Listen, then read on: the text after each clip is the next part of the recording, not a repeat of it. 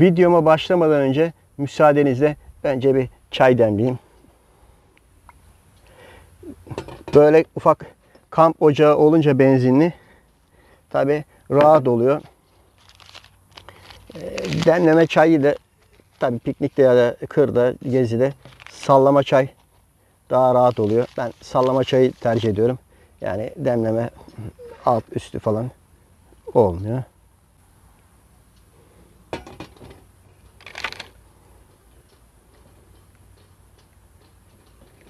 Evde havalar sıcak dedim. Vakit var, nasıl olsa duruyorum dedim. Motosikletimi atlayıp bir Orhan Gazi'ye gideyim. Tarlamıza gideyim, bir bakayım dedim. Yapacak bir şeyler varsa onları yapayım. Yoksa ağaçların altında İstanbul hayhuyundan, stresinden, sinirinden kurtulayım diye şey yaptım. Tabii sallama çay yaptım kendime. Maalesef bazı şeyler çok değişmiş. Tabii biz İstanbul'da olduğumuz için pek anlamıyoruz ama maalesef olumsuz yönde çok şeyler değişmiş. Kuyudan su çekeyim dedim. Kuyu kurumuş. Su falan kalmamış. Yeraltı suyu çekilmiş. İşte göl bayağı çekilmiş. Şimdi size de göstereceğim gölü falan. Gölün suyu da çekilmiş. Tabii bu senede en azından Temmuz-Ağustos aylarında birer kere ya da 2-3 sefer ağaçların dibini bir sulamak lazım, serinletmek lazımdı. Tabii onu da yapmak şu anda mümkün değil. Çünkü su yok. Peki ne yapacağız, nasıl yapacağız? Onu doğru düz burada kimse de bilmiyor. Göle yakın olanlar, imkanı olanlar gölden su çekiyor. Gölden oradan suluyor. Bizim gibi biraz hani gölden su çekme imkanı olmayan burada etraftaki tarlalar, onlar da şu anda bir şey yaptıkları yok. Öylemesine ilk defa böyle bir şeyle karşılaştığından duruyoruz. Yani hep beraber göreceğiz. Ağaçların dibindeki dalları, dibinden çıkan filizleri temizledim. Obur dalları kestim. Otları da kesecektim ama otları kesmeye gerek yok. Onlarla vakit kaybetmeyeyim dedim. İşte işin bir de kötüsü tarafı, biz daha önce kestiğimiz otları ağaçların dibinde bıraktık ki gölge yapsın. Yani toprağı örtsün de serin tutsun diye. Şimdi öyle yapınca, hani suda olmayınca en azından ıslatacak, ıslak duracaklar altları. Otlar da kurumuş, iyice çıra gibi olmuş. Şimdi burada bazen insanlar geçiyorlar motosikletlerle falan ya da arabalarla. Tabii sigara içenler var. Tabii sigara içmeyin, zararlı bir şeydir. Sigarasını atıyorlar. Yani siz de eğer sigara kullanıyorsanız sigaranızın iyice söndüğüne emin olmadan sigaranızı atmayın. Çünkü tehlikeli oluyor. Tehlikeli oluyor. Otlar kuruduğu için hava da çok sıcak. Hemen tutuşuyor ve bunu da söndürmek neredeyse mümkün olmuyor. Geçen akşam şurada hemen bir şey çıktı. Yani yangın çıktı, öyle söyleyeyim. Zor söndürdük. Bizim tarlanın bitişindeydi. Şimdi bizim tarlaya sıçrasaydı, dibinde kuru ot olduğu için geçen kestiğimiz otları, yani bu bütün tarlayı yakardı. Allah muhafaza, bu evi falan da yakardı. Onun için yani sigara kullanan arkadaşlar lütfen dikkat edin. Siz yapmayın. Neydi o ismi? Sigarası falan yapma. Yani söndüğüne iyice emin olmadan bildiğiniz bir yere atın. Yani gelişigüzel atmayın lütfen. Bu suyu da nasıl olacak onu bilmiyorum. Şimdi ben size gölü falan göstereceğim, dolaştıracağım. Yani suyun ne kadar çekildiğini falan göreceksiniz. Bu su işi gayet ciddi bir durum. Motosikletimi de böyle zeytin ağacının altına çektim. Güneşten korumak için, o da zeytin ağacının altında gölgeleniyor, dinleniyor, öyle söyleyeyim. Hatırlarsanız bundan 1-2 sene önce köyde tulumbayla su çekme diye video çekmiştim. Ama kimse seyretmedi. Yani nedir tulumbayla su çekme falan diye. Bakın küresel sıkıntı çıktı. Tulumbalarda yeraltı suyu falan kalmadı. Şimdi bak böyle boş boş çekiyoruz. Yani bu su kıtlığından dolayı yeraltı suları da kaçtı. Şu anda biz burada gürül gürül bu çeşmede suladığımız suyla damlasına bile hasret kaldık. Şurada gidelim. İleride bir ağaç var. Onun dibindeki dalları bir temizleyeyim. Şu ağaç uygun. Şöyle yanaşıyoruz. Bir berber edasında yavaş yavaş ucunu bulana kadar biraz zor geliyor. Ama şöyle ucunu açtıktan sonra sırayla ağacın etrafını dönüyoruz. Gördüğünüz gibi. Şuradan başladık işte.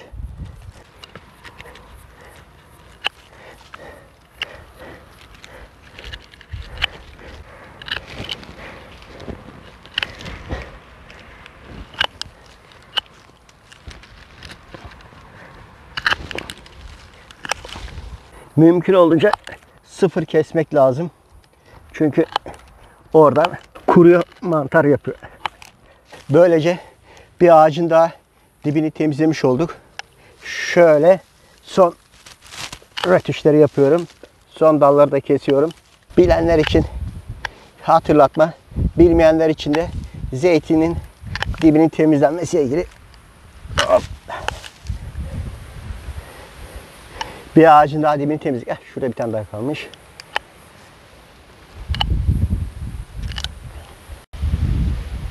Tabii şöyle bir şey daha var. Arada kalan obur dallar var. İçeride hiçbir şeye faydası olmayan ama ağacın içini hava almasını engelleyen böyle dallar var. Bunları da çıkarmak gerekiyor. Onları da çıkarıyorum.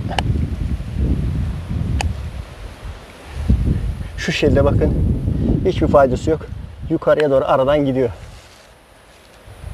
Şunlar. Ağaç dediğin içinin boş olması lazım. Yani ihtiyarların tabiriyle içine bakın şu dal arada tamamen hiçbir şeye faydası yok. Tabii şimdi gördüğünüz gibi şeysi yok. Yani bu hiç tanesi yok, çiçeği yok, hiçbir şey yok. Sadece ağacın içini şişiriyor. Şöyle hava almasını engelleyen her türlü şeyi temizliyoruz. Bakın şu da kesinlikle.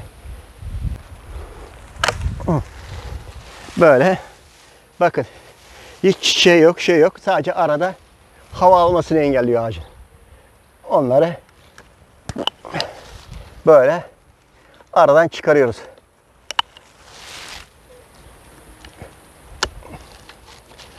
Ağacın içi kesinlikle boş olacak. Bakın araları böyle boşaltabildiğim kadar boşaltıyorum.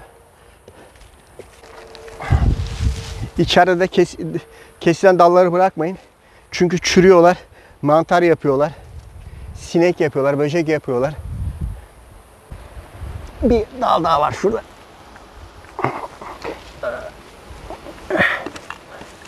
Bakın onu da aldım. Hiçbir şeye yaramayan bir dal. Sadece şu aradan hava geçmeyi engelliyor. Bak. Bak. Gördünüz mü? Şuraları.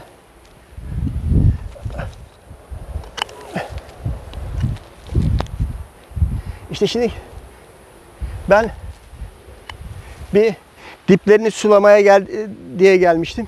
Tabii su olmayınca hiç değilse buraya kadar gelmişken dip temizliğini yapabildiğim kadar ara dalları falan çıkarmaya çalıştım. Ama tabii bunun esas şeyi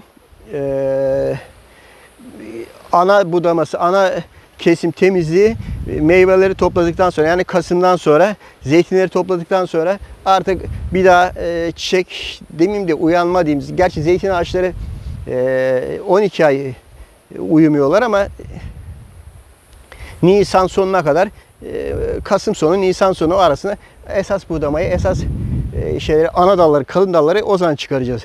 Şimdilik sadece böyle dediğim gibi dipleri temizlemek, içeride ince bir iki hava almayan sıkıştıran dalları temizlemek. Bir de kuruyan dallar varsa böyle bakıp bazen kuruyor mesela diyelim ki. Onları temizleyelim. Onları temizlemeye geldim. Şimdilik fazla bir dokunmuyorum. Dediğim gibi sadece çok göze batan, havayı engelleyen, kesen iç dalları temizledim. En son bu ağacın dibini temizlemiştim. Bakınız bunlar da kestiğim, temizlediğim dallar. Şunlar işte temizlediğim dallar. Ağacın dibi kaldı. Tabi biraz ufak yapraklar kaldı ama artık o kadar da birebir olmaz. Sıfıra sıfır olmaz. İşte. Bir de bunları mümkün olduğu dipten, en dipten temizlemek lazım. Çünkü yukarıdan gelen yapraklar falan, otlar falan bunların arasına birikiyor. Bu dalların arasına birikiyor. O da ıslanık, rutubet edip sinek yapıyor, böcek yapıyor, mantar yapıyor. Ağacı hastalandırıyor buraları. Onlara çok dikkat etmek lazım. İşte dallarımız.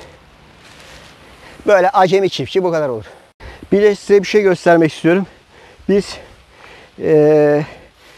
kestiğimiz otları toplamadık. Alttaki toprak yanmasın güneşten, suyu muhafaza etsin. Hem ıslattığımız zaman da aşağısı nemli kalır, toprak nemli kalır diye otları toplamadık. Böyle bıraktık, dibinde bıraktık. İşte bu da ayrı bir tehlikeye meydana getirdi. Sulayamadığımız, nemlendiremediğimiz için eğer birisi oradan bir geçerken tarlanın yanından bir sigara atsa, bir şey atsa, yani Allah muhafaza bütün tarlayı yakması işten değil. Şimdi bunu da artık bu saatten sonra toplanmaz, toplamayız. Yani böyle bir sıkıntı durum oldu. Başka bir değişik bir durum oldu. Dediğim gibi tarlanın böyle altı böyle ot, işte kuru ot. Yani su kısıntısının, su küresel şeyin ayrı bir etkisi de bu. Bu da gördüğünüz gibi burada da şimdiki kestiğim, temizlediğim ağacın dibi. Bir de size bir tavsiyede bulunacağım. Şu tişört, şu atlet asker malzemeleri satan yerden aldım. Çok ucuz, çok kaliteli bir şey. Hakikaten parasının kat kat fazlasını hak eden bir şey. Yani yolunuz böyle asker malzemesi satan yerlere düşerse bu gömleklerden almanızı, ya atletlerden diyeyim ya da tişört diyeyim, artık tam ne derseniz deyin siz, tavsiye ederim. Çok cidden de kaliteli bir şey. Gece yanan bir yer. İşte yoldan geçerken atılan izmaritlerden olan bir şey. Ben gece oturuyordum orada. Birden tutuştu burası. Zaten bakınız otlar kurumuş. Zaten hava sıcak, Temmuz sıcağı, güneş şey. Buradan ben hemen kestiğim çalılardan bir tane çalı aldım. Buradan vuruyorum. Ama şimdi burayı söndürüyorum. Bu sefer arka taraflar, çalının arka tarafları tutuşuyor. Yani o tarafları hiç söndüremiyorum. Ondan sonra dolaşıyorum telin öbür tarafına. Oraya geçiyorum. Burası tekrar alevleniyor. Oradan bir işçi vardı gerçi, gece onu çağırdım falan. O içeriden kürekle attı, toprak attı. Ben de burada şeyle vurarak zor söndürdük. Yani bir de anında yetişmemiz bizim bir şey oldu. Yoksa bu sıcakta dediğim gibi komple yanacaktı bu tarafı. Yan taraf bizim tarlamız. Şu arka taraf hemen 5 metre sonra bizim tarla. Bizim tarla komple ot serili. Yani geçen temin gösterdiğim otlar komple serili. Buradan buna yetişmesek 2-3 dakika sonra bizim tarla yanacaktı. Ondan sonra arkada da nerede ot var, nerede yok bilmiyorum da yanabildiği yere kadar gidecektik. Artık bunu itfaiye de söndüremezdi. Günlerde böyle çok hassas her taraf. Her taraf ot, kurumuş ot. Onun için dikkatli olmak lazım. Dikkatli olmakta da fayda var. Yani dün akşam bayağı bir tehlike atlattık. Göle gideyim. Biraz oraları da göstereyim size. Daha incirler olmamış.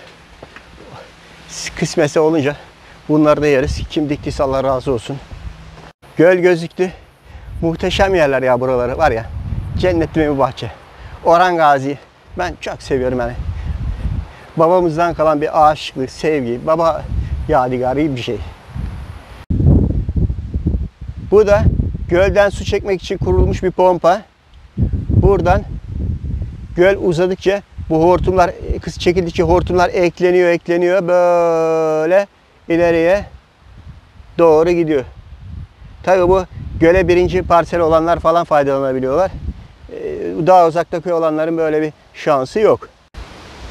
Merhaba arkadaşlar. Şimdi gölün olduğu yere geldik. Eskiden göl buraya kadardı. Buradan sonrası bildiğin suydu.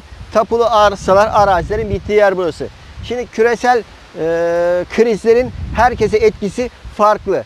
Kimisi zarar görürken kimisi de fayda görüyor. İşte şimdi arkamızda fayda görenlerden birilerini göreceksiniz. Burası devlet arazisiyken, yani balık olmayan bir yerde balıkçı kooperatifi kuruluyor. Yani Orhan Gazi'nin bir balıkçı çarşısına balık bile satılıyor ama hop ne hikmetse göl çekildikten sonra balıkçı kooperatifi çıktı. Bakın burayı çevirmişler girmeyin diye, gölün kenarını tabelalarını asmışlar. Girmeyin, yasaktır, şudur budur diye. Bisiklet ve motorlu araçların girmesi yasaktır diye. Yani kimden nereden bu yetkiyi alıyorlar bilmiyorum. Hemen altına da bir bina kimlik numarası almışlar. Orhan Gazi Su Ürünleri Kooperatifi diye. Bakınız yani şimdi aşağıya da bir idari bina yapmışlar. Burası göl yatağı. Bakın şu anda göl yatağındayız. Yani şu anda gölün bittiği yer. Bak görüyor musunuz? Burası göl. Şu anda gölüz. Yani abiler buradan dönümlerce arazi çevirmişler. Tabelasını koymuşlar. Balıkçı barınağı diye. Bakınız tabelası balıkçı barınağı diye.